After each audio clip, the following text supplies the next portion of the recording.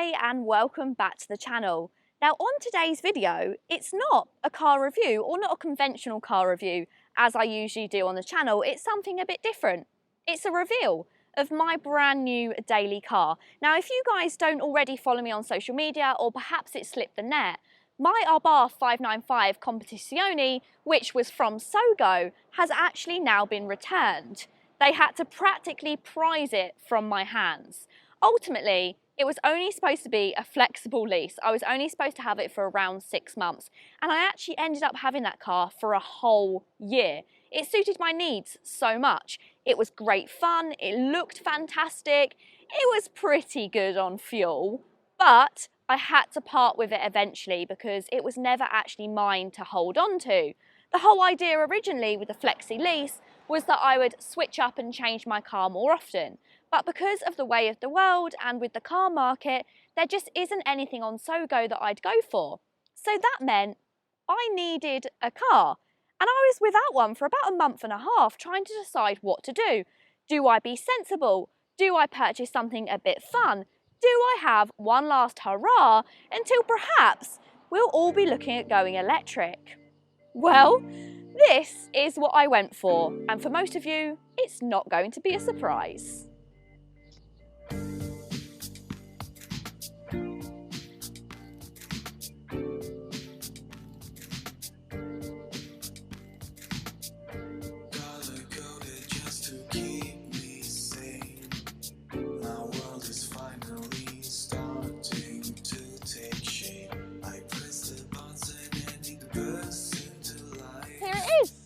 Here is my very own Volkswagen Up GTI. I'm so excited, and it's my own as well. I know a lot of you are not going to be surprised. I promise you, I did go through the process of looking at other vehicles. I looked at cheaper vehicles, and just nothing comes close to this car. And I'm going to explain in today's video why that is. So if that sounds good, then please keep watching. And if you do like new car reviews and car content, then make sure you hit the subscribe button. Okay, so let's talk about the spec that I went for with this car. So very strangely, I was actually looking for an Up GTI which had done fair few miles. Now the reason for this is because I don't do many miles nowadays. This is ultimately a second car, a third car even if you look at the Lupo GTI, and that means that it doesn't go very far. So my thought process was, if I get a car which has done quite a few miles, it'll be cheaper. And then if I don't do that many miles, it should bring it into line within the few years of ownership that I'm going to have this car. That's the thought process. Now, I'm not one to gloss over how much I pay for things, so I got this from a Volkswagen dealer for £11,500. A bargain, right? And I don't have £11,500. I'll be completely transparent on that. I got a loan for this car. I looked at finance, but ultimately, if I went for a loan, it was slightly lower in the APR rate, and ultimately I own it as well. So I wanted a car with a really good warranty package. And this is where Volkswagen comes in, because when you buy a used Volkswagen, regardless of its age, or I think there is a cap on age and mileage, but most of the cars that you buy from Volkswagen come with 2 years warranty, 2 years breakdown cover, and 2 years MOT cover, which I think is insane. That is a huge bit of peace of mind for me. So that's the first thing. So I got this car I would consider at a bit of a bargain. And here's where the whole idea of the Up GTI come into it. I wanted something which was pretty new, come with a decent level of warranty, something that was going to be reliable, something that was fun. I really, really wanted it to be fun. Something that had an element of performance about it. I'll talk about the engine a little bit later on when I take it for a drive. And also, lastly, and this is very important to me, I needed a good MPG figure, because a lot of the time I do long journeys in my daily car and I didn't want it to cost a fortune. Now, personally to me, no car ticks all of those boxes like this little car does. Right, next up, let's talk about the spec that I went for. I probably wouldn't have gone for red, but since I've got this car, I'm so pleased that it came to me in red, because how beautiful does it look? And let me tell you now, since owning this car, I've had more compliments on this car than any of the like 50, 60, 70,000 pound press cars that I bring home. How insane is that? I get more interest in this, and that just makes me love it more and more, makes me realise that I've definitely done the right choice. I would have liked a black roof.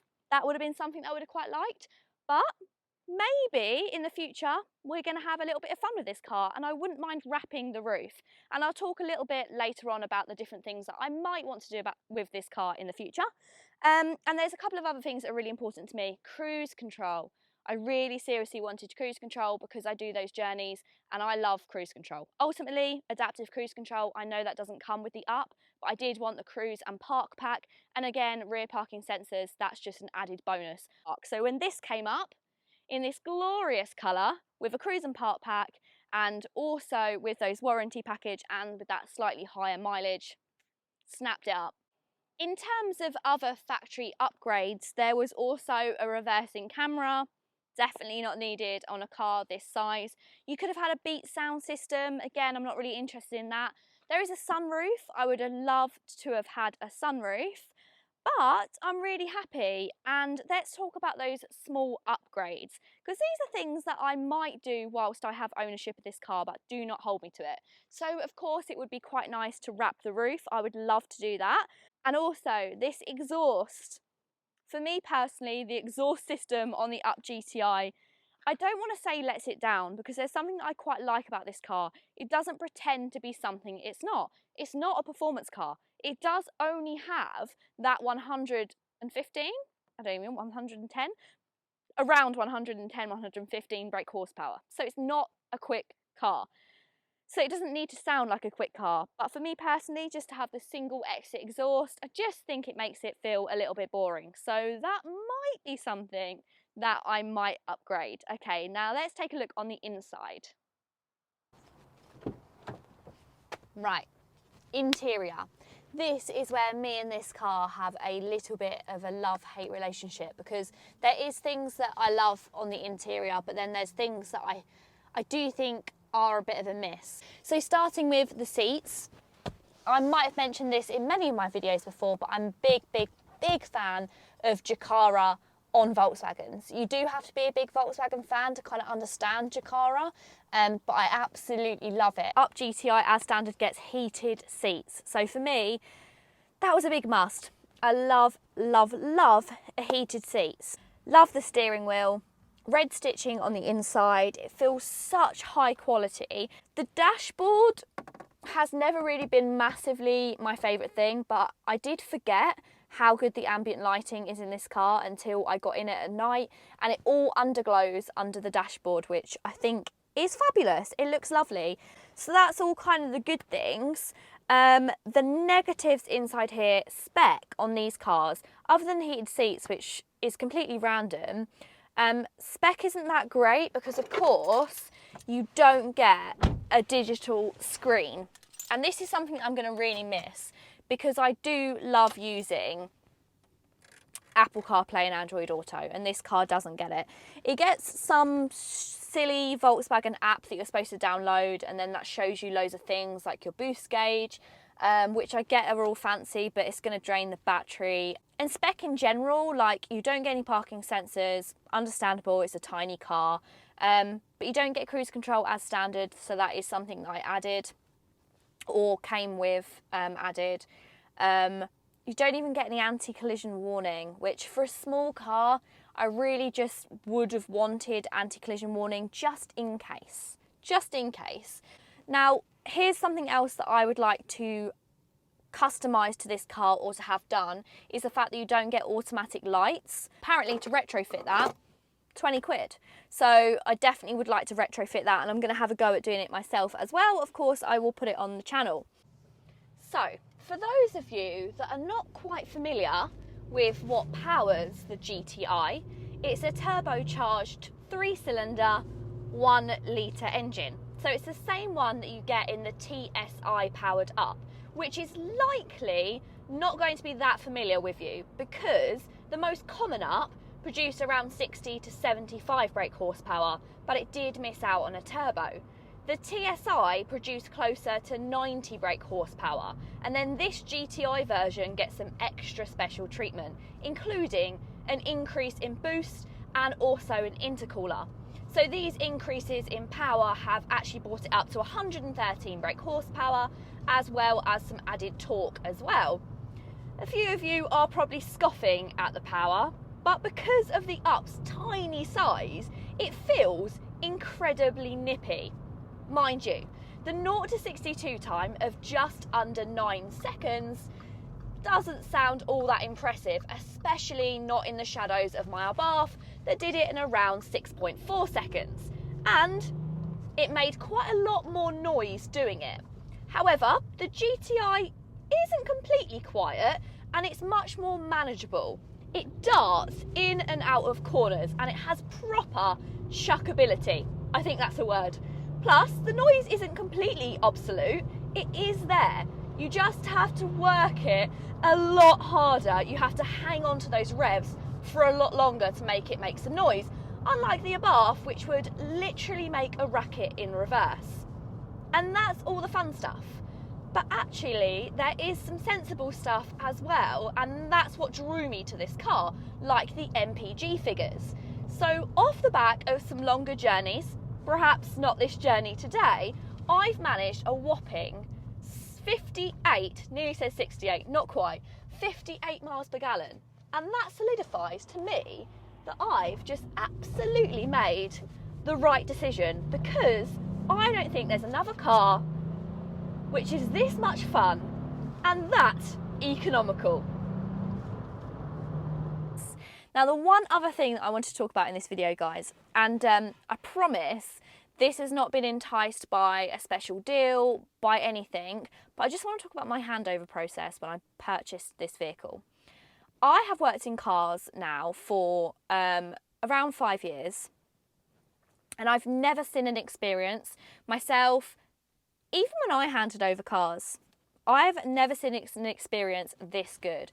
My purchasing process of buying this car was incredible. So I purchased my car from Des Winks. It's a great name, isn't it? Des Winks in Scarborough, so miles and miles away from me, like 300 miles away, 5 hours. I bought it from Scarborough, from a guy called Richard, and my handover experience and just the whole experience in general was amazing. Now, when I collected the car, it was immaculate. It was in a handover bay, it was gleaming, there were flowers waiting for me. It was so special.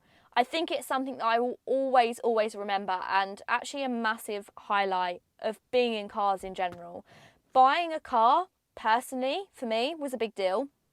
Thank you so much, Richard, and I am going to pop their details down below. I'm going to put Richard's number and I'm going to put his email in there as well, because if you are looking for a Volkswagen, I would not hesitate, and I don't think it's a one-off either. And he did know that I did YouTube. I didn't ask for any freebies, I didn't ask for any discounts, so Richard got the flowers. He gave me this amazing experience off his own back with no gain other than hopefully that I'll tell you guys about it, which of course is what I'm doing. But yeah, thank you so much, Richard, and if you guys are looking for a Volkswagen, then please go ahead and email him and see what you can do. So there we have it, the newest member of the Auto Social UK family, and I could not be happier with my purchase. I know that there's going to be some people in the comments that don't think I should have gone for the Up GTI, but I want to know, what do you guys think that I should have chosen? And think about those criterias: affordable, reliable, warranty and fun. And let me know if there's something that perhaps I missed. And I know you guys are going to ask the question, how does this car compare to the Abarth? And they are very different vehicles. This car is considerably slower. It has a lot less brake horsepower. The Abarth had 180 brake horsepower, and that's far more comparable to something like the Fiesta ST. And also that noise it made. I really am going to miss those downshift noises from the Abarth. But it was also a little bit antisocial.